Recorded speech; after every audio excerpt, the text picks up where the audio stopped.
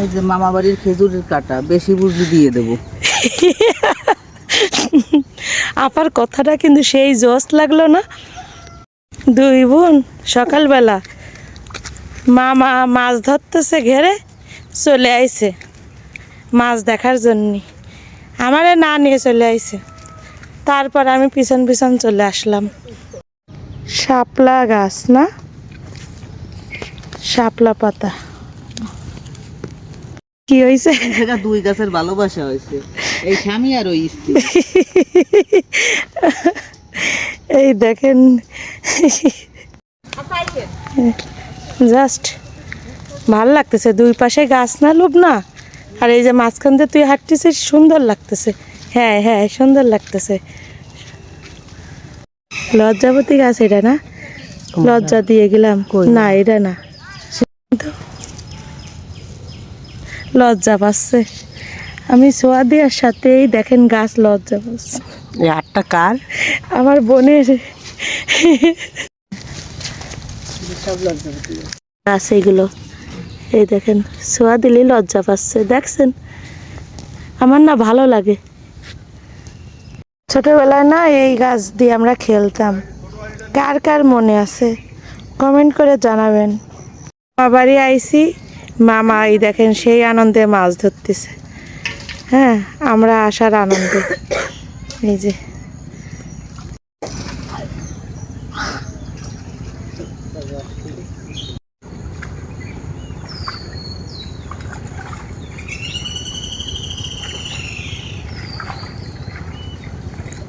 এই কলা গাছে যেই দিন কলা হবে সেই দিন কিন্তু আপনারা সবাই চলে আসবেন। এই কলা বড় বন্ধুরা, এই কলা গাছে কলা হওয়ার পরে যখন বড় হবে তখন আপনাদেরকে আমি রান্না করে খাওয়াবো নিজ হাতে।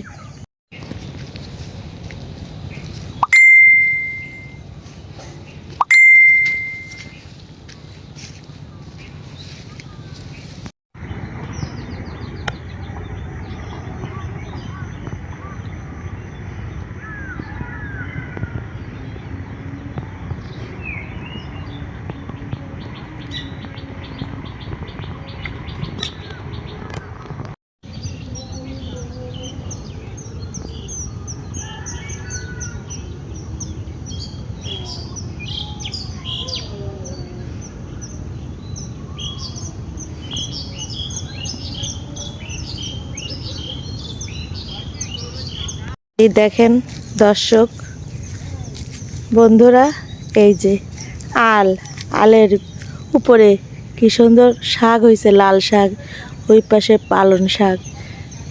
তাই ভাবলাম যে আপনাদেরকে একটু দেখাই।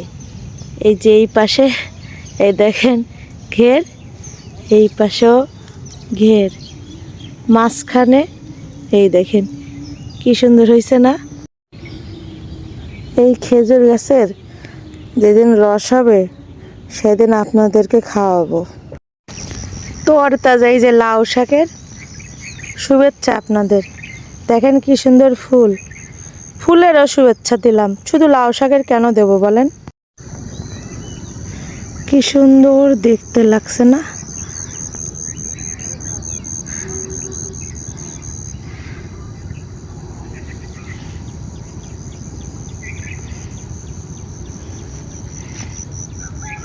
এটা আমার কাছে দেখতে অসাধারণ লাগলো এই কচু গাছটা। তাই ভাবলাম আপনাদের জন্য একটু শেয়ার করি। এটা হচ্ছে করমচা গাছ, আমার নানি বাড়ি আছে, আমরা খাই। আপনারা কি খান?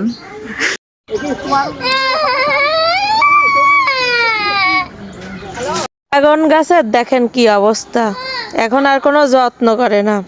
এক সময়ের কি যত্ন ছিল, এখন দেখেন কোনো যত্ন নেই। দেখছেন, তাও অযত্নে বহু ফল হয়েছে।